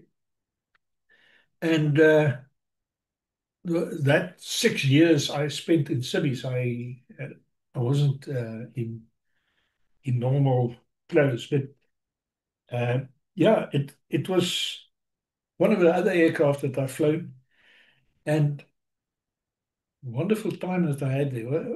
What is that? What I'm just thinking, what started this conversation? I've got this now. What did you ask me actually? I was asking you about Captain Oh, Mossy yes. with It this. was about the pilot wings. Let me tell you what, when I got there, when I brought this aircraft back from Spain, that was an interesting flying through Africa with this thing. But in any case, I brought it back. And that was, at that stage, was a Laganya, Major General Laganya. He was the chief of the Sud. They overthrew old King Letsie. But in any case, so him and his whole cabinet decided they want to come and fly in the CASA to see their aircraft that they now acquired. I had I was part of the embassy crew. Well, I was, fell under the embassies as an African embassy there, and as such, wearing civvies. But the day before, we actually visited the embassy, and they had this bunch of things. So every now and then, lots of freebies that they would deliver to the Basutas. And amongst the whole bundle of these blind sticks, the blinderstokken, the collapsible. So I said, I would want one. I still have it in my tub here. But anyway, I would want one of those. So the next day, Roy van Zyl was my engineer on the CASA. And I said to him, We're going to fly. I didn't know it was the cabinet. But in any case, so all these guys were sitting waiting for me in the aircraft, and I put on my dark glasses and this stick, and Roy had me by the arm. So he escorted me into the aircraft. And the Basutos are very polite people, extremely polite. As I got into walking up the steps, they actually made space for me to go and sit there amongst them. No, Roy said, no, he's not sitting there. And he escorted me on the left-hand side into the pilot seat. And when I strapped in and looked around, they were all outside. So they were all outside. Yeah, that was a. I Yeah. didn't win any friends, made any big That Casa is influences. actually a great aircraft. I flew with them in the Congo at night, dropping Yeah. few things. Very quite capable. Really, so only two questions, if you don't mind. I read an Air Force book, a SAF book, long time ago. It was like a photo album. I think might be their 75-year anniversary or something. I was still a child. But in that, they had these two people were climbing a train to go to the gymnasium now to get basic training, the Haasbroek tweeling. And I remember the name because I often wondered why did they put that picture there? They all look very nicely dressed young men in a suit, tie, everything going to the Air Force. Have you ever heard of a Haasbroek tweeling in the Air Force? Oh, yeah. I had a very good friend, but he's not part of the Tweeling. Len Haasbroek, he's now farming somewhere near Mafeking. And then there was Brand Haasbroek. Brand Haasbroek, we used to call him Burning Rabbit Pants. Um, so, yeah, but I think Brand has died many years ago. And I think his brother is also dead. If it just got a feeling, in fact, I must ask my friend Charlie. I think somewhere rings a bell that um, his wife was friends with this Haasbroek at some stage. I'm not too sure, but I can check up on that for you. But those are the Haasbroeks that I knew. I will ask you this question only once, so I promise I'll ask all the pilots and air crew. But what is it with you people and Ray-Bans? You know, it seems to me it's part of your flight gear, and I fully understand why. I know where it comes from, with the naval aviators not being able to see the carriers, things like that. They need the Ray-Bans. But I've Let never me tell actually you what seen it a is. pilot without Ray-Bans. Now, let me tell you what it is. Ray-Ban is those days. Now there's other glasses is made. Ray-Ban is glasses that made specifically for pilots, and we got issued with these because it cuts out glare when you fly. You know, certain glasses don't does not cut out the glare. If you take a Ray-Ban, a real proper Ray-Ban glasses, if you go and look at the water on the sea, you can see right into the, it cuts out this initial glare. Now, when you fly in amongst clouds, people don't realize, when you look at clouds from this ground, it looks nice and fluffy, but when you're right up there in the clouds and the sun hits this thing, it is like a flashlight in your, so you need proper glasses. In fact, uh, you are duty bound to fly with them. This is what they tell you. So I still have my Air Force issue Ray-Ban glasses. I'm very, very holy on them. I watch them. I love my Ray-Bans. So yeah. Yeah, So I was asking this a bit tongue in the cheek, but what you say makes totally sense. I know we're going to record a fellow actually. He's in London. He missed his spot, so I had to bump him 4 months further. But he actually collects South African Air Force watches, wrist watches. And I'll I tell you about understood you that. had to sign for these things, and then you had to give them back. It's part of your equipment. Because let me tell you, the funny thing is, both my sons have got. I've got two of those given to my sons. But how it happened? Um, we had the wind-up ones, the real wind-up ones. That was what I was. Yeah, yeah. That was what I was issued with.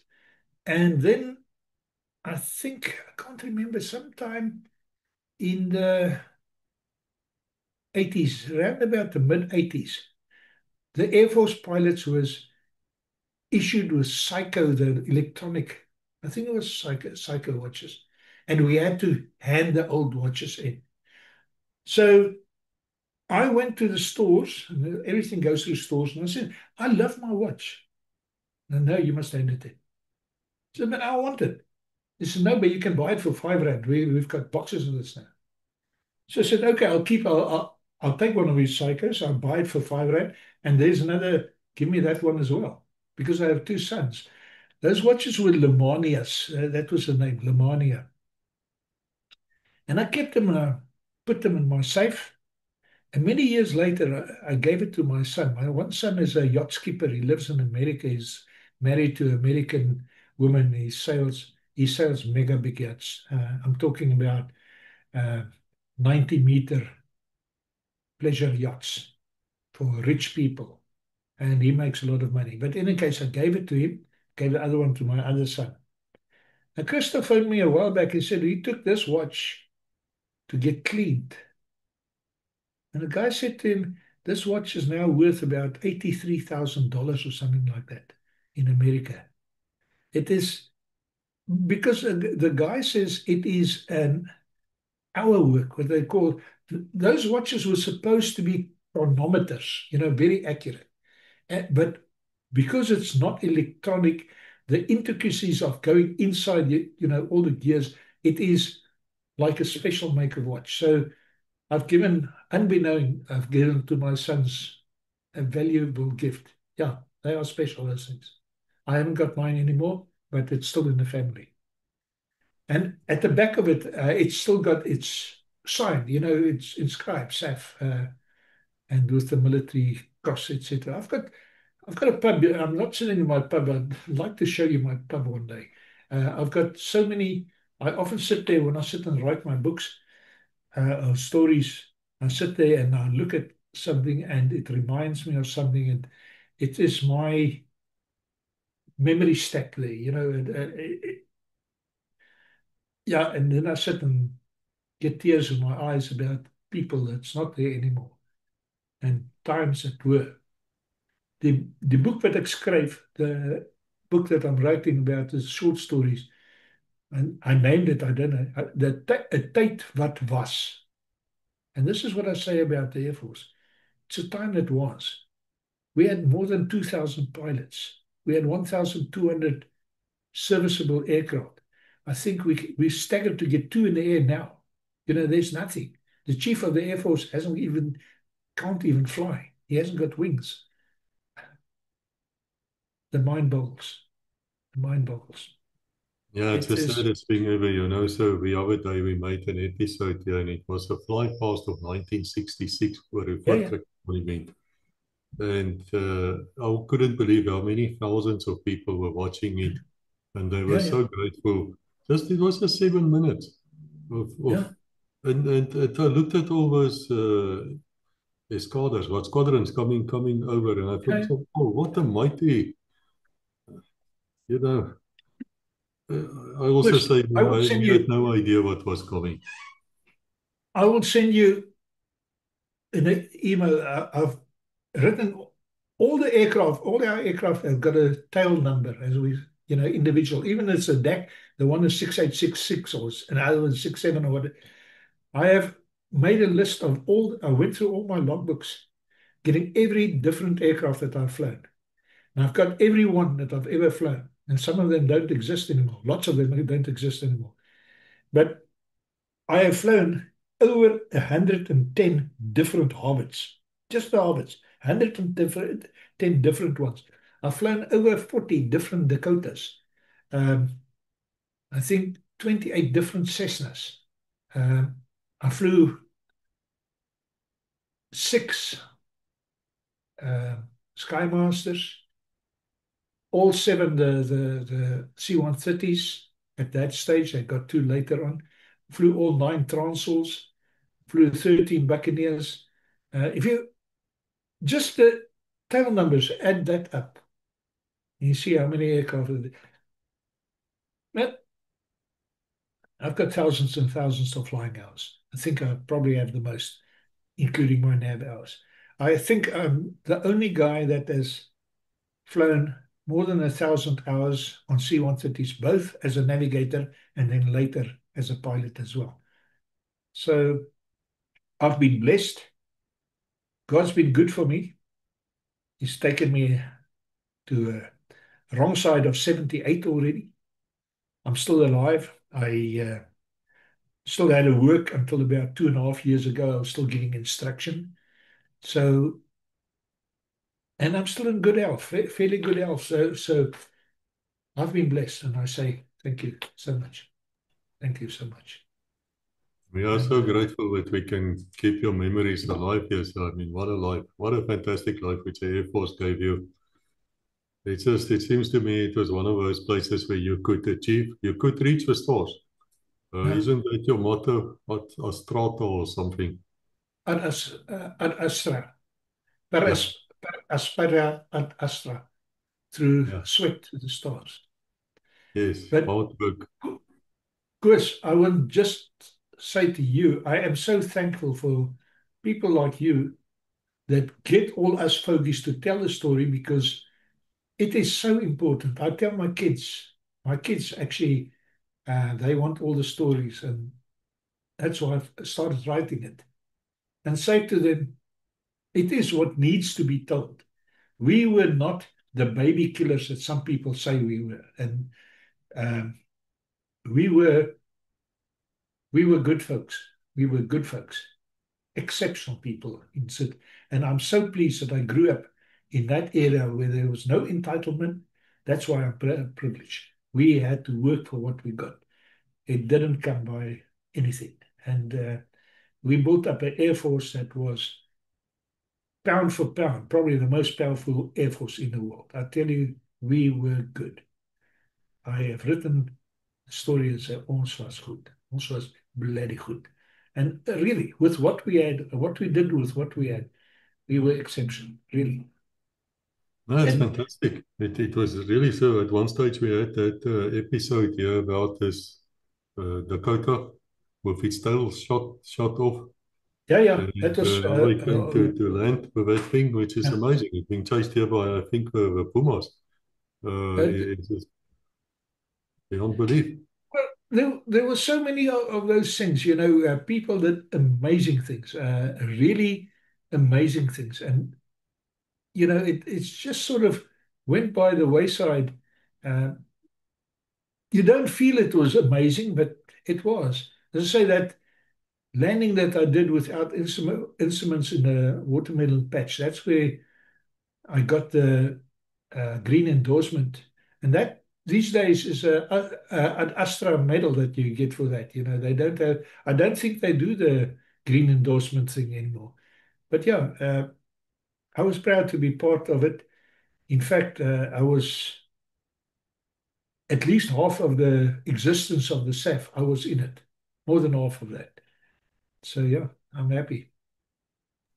And well, gentlemen, I have to say to you, it's with great reluctance that I have to say to the commandant that we have to stop now, because we can sit and talk here all night. But I see my wife's back from the beach and glaring at me, and so's the cats, and we probably have to go and eat. And it's monsoon here in Thailand, so I have to run up the 4 stories to close all the windows and doors before the monsoon gets us in the middle of the night.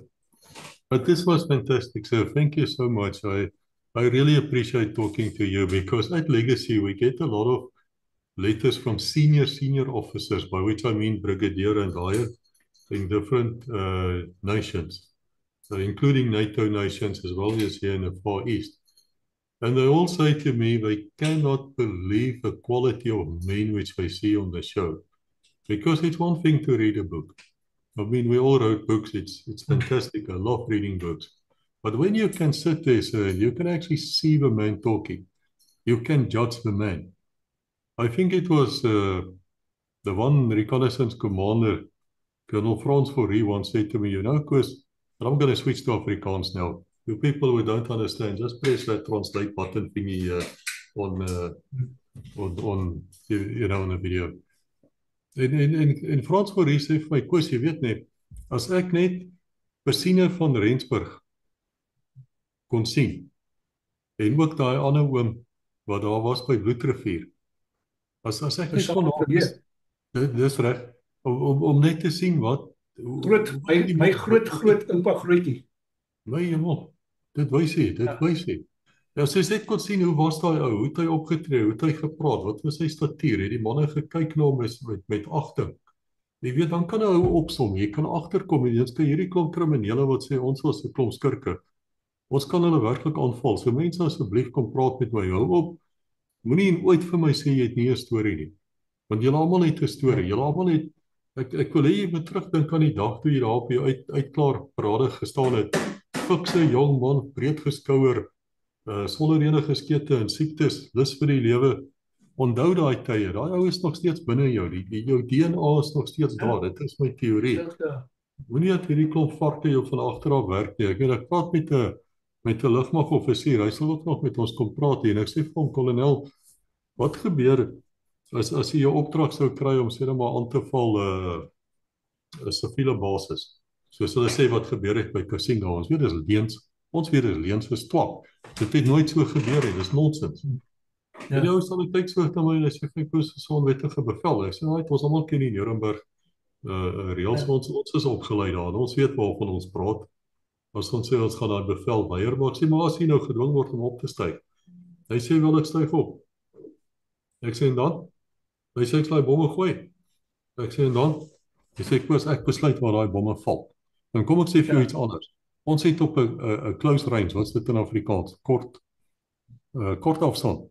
Het ons ingekom met ons Impalas en ons Marats AZ's en goed. Ons het gesien wat aangaan.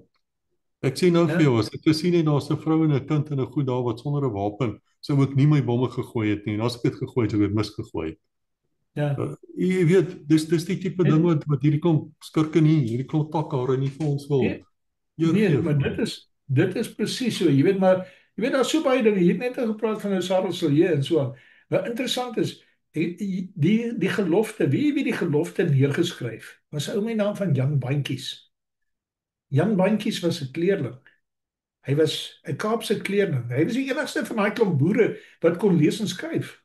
Jy weet, dis min mense weet dit. En jy weet, ons praat van baie dinge, maar kyk, Sarel Silje die gelofte gelees, maar Jan Bandjies het dit neergeskryf. En dis interessante goeders daar. Jy weet, as hy ook praat van ou Stellenbosch, Simon van der Stel. Hy was 'n mulatto, né? Hy was uiteindelik daar van die Bataviese wêreld gekom. Jy weet, so daar's baie dinge wat ons stoere Suid-Afrikaners baie keer ontken. Ons is 'n volk, ons is 'n nasie. Ek sê vir jou eerlik, ek het nie 'n probleem met enigiemand nie. Solank as hy my waardes aanvaar, is dit reg. So ek het nie 'n probleem met wie hy is en waar hy vandaan kom nie. Hy moet net nie kom kak praat nie. Dis wat ek wil hê. Jy weet, ek kan vir my sê ek het sekere dinge gedoen. Ek weet wat ek gedoen het en ek is trots op wat ek gedoen het. So, nee wat. Presies. Weet jy, dan praat ek met 'n rooi nekkie te kom kan indig oor die lewe. En ek sê van, besef jy dat die ou Transvaalse Republiek en ook die Vrystaatse Republiek het 'n grondwet gehad. En daai grondwet was woord vir woord die Amerikaanse een sonder die slawerny-klousules. Weet jy dit? Nee, ek weet dit nie. Ek sê, weet jy wie apartheid begin, my seun? Ek vertel jy nou goed, ek's 'n prokureur, ek weet waarvan ek praat. Die ouens wat die groepsgebiede wet en goed ingebring het is Millerton en daai ouens.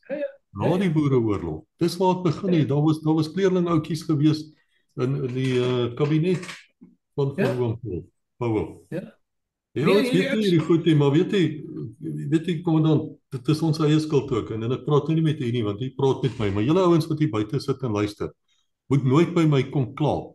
As jou kleinkind of iemand vir jou sê jy was 'n kriminele wat mense vermoor het en baba vermoorder en alske goed nie, want jy het nie kom praat hier nie. Jy het nie jou storie kom vertel nie. Jy het hier gesit en stil gebly en gesê nee, ek gaan niks sê nie, ek wil niks sê nie. Dit werk nie so in die lewe nie. En in die wet ook nie. Jy moet ontken. Anders staan daai ding, mense, wat anders gaan die ouens glo? Julle moet kom praat. Maar ek sê vir jou weer eens dankie dat julle hierdie ding begin het, hoor. Baie dankie. Want dit is belangrik. Ek gaan julle naam ook uitvoer en ek gaan dalk nog 'n paar mense kry. Jy sê jy soek 'n ou wat die Transvaal redelik goed geken het. Ek het vir Kobus de Wet wat hy was so baie gevlieg. Mind you, jy het met Walter Wys ook gepraat, so hy het ook die Transvaal redelik geken, maar ja, maar dankie daarvoor. Ek hoop, ek weet nie hoe dit geklink nie, jy sal weet as hulle redigeer, maar ek hoop ek daar maar okay gepraat en nie te veel gewaffel nie. Well, gentlemen, you know, we really enjoy speaking here, and we're going to enjoy the next episode as well. If you have questions for the Commandant, please leave it below. I hope we've answered a lot of questions. We haven't even touched his career. Let me tell you, there's going to be a lot more episodes. We're going to talk about Kasinga. We're going to talk about electronic warfare. We're going to talk about Rhodesia. We're going to talk about Op Savannah, which just the other day we recorded the last church service they had, because for some reason they decided after 50 years to call it quits. But I think they will regroup. So we've done all these things, and everything is now getting together and is linking up together. And we're going to talk a lot of other things as well. Once again, Commandant, thank you so much. For you who don't know who's a Commandant, it's a Lieutenant Colonel, but that's the old rank. That's the one which comes from a Boers and which we use here. Commandant, thank you very much. And to the rest of you, you too, sir. God bless until we meet again. Thank you. Thank you very much. Thank you for having me. Thank you for watching. Please like, subscribe, and ring the bell to receive notifications.